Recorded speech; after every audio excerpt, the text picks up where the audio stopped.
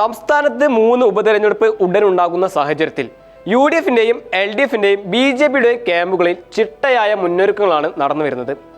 അതിൽ വയനാട് ലോക്സഭാ മണ്ഡലത്തിൽ UDF സ്ഥാനാർത്ഥിയെ പ്രഖ്യാപിച്ചു കഴിഞ്ഞു. ഗാന്ധി കുടുംബത്തിലെ ഇളയ തലമുറക്കാരി പ്രിയങ്ക ഗാന്ധി. അതോടെ വയനാട് ലോക്സഭാ മണ്ഡലം വീണ്ടും ദേശീയ തലത്തിൽ ചർച്ചയാകുന്നു. അതോടൊപ്പം വടക്കേ ഇന്ത്യയിൽ കോൺഗ്രസിന്റെ മുന്നേറ്റം നിലനിർത്താൻ രാഹുൽ ഗാന്ധിയും ദക്ഷിണേന്ത്യയിൽ കോൺഗ്രസിന്റെ മുന്നേറ്റം നിലനിർത്താൻ പ്രിയങ്ക ഗാന്ധിയും രാഷ്ട്രീയത്തിലേക്ക്. പ്രിയങ്ക ഗാന്ധിക്ക് എതിർ സ്ഥാനാർത്ഥികൾ ആരെന്ന കാര്യം ഇതുവരെ ഇരു മുന്നണികളും പ്രഖ്യാപിച്ചിട്ടില്ല. വയനാട് ലോക്സഭാ മണ്ഡലത്തിന് പിന്നാലെ ഉപതെരഞ്ഞെടുപ്പ് നടക്കാനുള്ളത് പാലക്കാട്, ചേലക്കര എന്നീ നിയമസഭാ സീറ്റുകളിലാണ്. പാലക്കാട് നിയമസഭാ സീറ്റിൽ രാഹുൽ മാങ്കൂട്ടത്തിലിനും ചേലക്കരയിൽ രമ്യ ഹരിദാസിനുമാണ് സാധ്യത. സ്ഥാനാർത്ഥി നിർണയത്തിനായി UDFിന്റെയും KPCCയുടെയും യോഗം ചെയ്യുന്നുണ്ട്.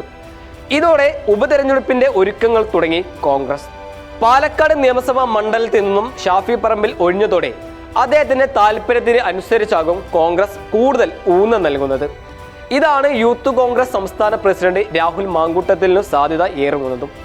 അതേസമയം ആലത്തൂർ ലോക്സഭാ മണ്ഡലത്തിന്റെ ഭാഗമായ ഒരു സംവരണ മണ്ഡലമാണ് ചേലക്കര. 2019 ലോക്സഭാ തെരഞ്ഞെടുപ്പിൽ രമ്യ ഹരിദാസ് വിജയിച്ചെങ്കിലും LDF ലീഡ് നേടിയ മണ്ഡലം കൂടിയാണ് ചേലക്കര.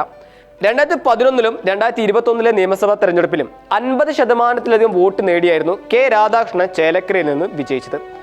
K രാധാകൃഷ്ണൻ ലോക്സഭയിലേക്ക് മത്സരിച്ചതിലും ചേലക്കര നിയമസഭാ മണ്ഡലത്തിൽ നിന്നും 6000 വോട്ടുകളാണ് LDF അധികം നേടിയതും. രമ്യ ഹരിദാസിന് എതിർ സ്ഥാനാർത്ഥിയായി AK ബാലന്റെ ഭാര്യയും മുൻ ആരോഗ്യ വകുപ്പ് ഡയറക്ടറുമായ PK ജമീല വരാനും സാധ്യത ഏറെയാണ്. അതേസമയം BJPയുടെ സ്ഥാനാർത്ഥിയായി ആലത്തൂർ ലോക്സഭാ മണ്ഡലത്തിൽ നിന്നും 18.97% വോട്ട് നേടിയ TN സരസുവിനെയും BJP പരിഗണിക്കുന്നുണ്ട്. BJP സ്ഥാനാർത്ഥിയായി ശോഭാ സുരേന്ദ്രൻ, സന്ദീപ് വാര്യർ എന്നീ പേരുകളും BJPയുടെ സ്ഥാനാർത്ഥി സാധ്യതാ പട്ടികയിലുണ്ട്.